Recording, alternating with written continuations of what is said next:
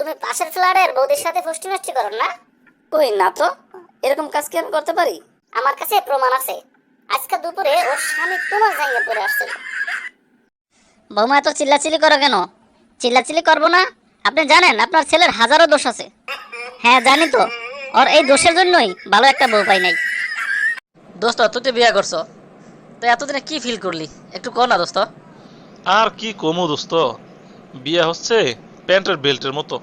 মানে? আশেপাশে অনেক ফুটা থাকতেও ওই এক ফুটা দিয়ে কাজ করা লাগে। শোনো, যেখানে তোমার সম্মান নাই সেখানে তুমি যাবা না। আচ্ছা সেটা নয় বুঝলাম, সারাদিন পরিশ্রম করার পরে কি আমি বাসায় আসতে পারবো না? বৌমা তুমি আমাকে শাশুড়ি মনে করবা না, আমাকে সবসময় বন্ধুর মতো মনে করবা। আচ্ছা মা, ঠিক আছে। আচ্ছা বলতো, তুই বিয়ের আগে কয়টা প্রেম করছিলি? বাবা আমার বউ আমার খালি শাসন করে, আমি এখন কি করব?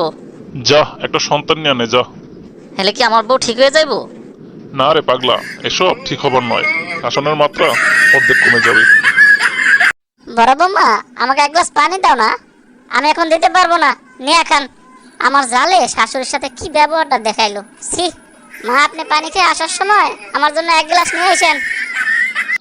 চাকরি চলে গেছে, কিভাবে যে সংসার চালাবো।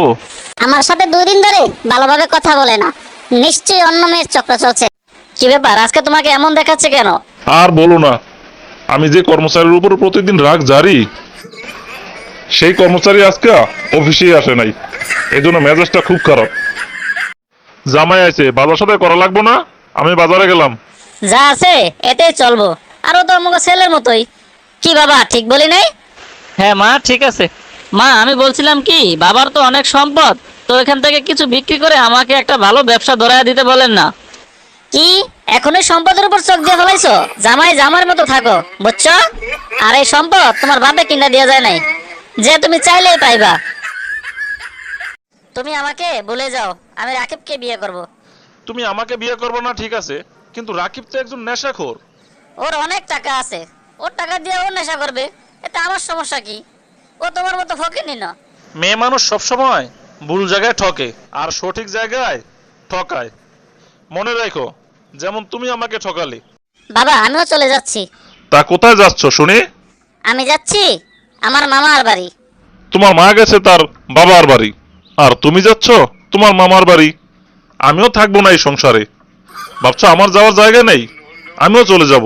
তুমি কোথায় যাবা? আমি যাব আমার শ্বশুর বাড়ি। I can not going to বাজার, এটার মাতৃভাষা কি হইব বলো? মাতৃভাষা মানে মায়ের ভাষা, তাই তো?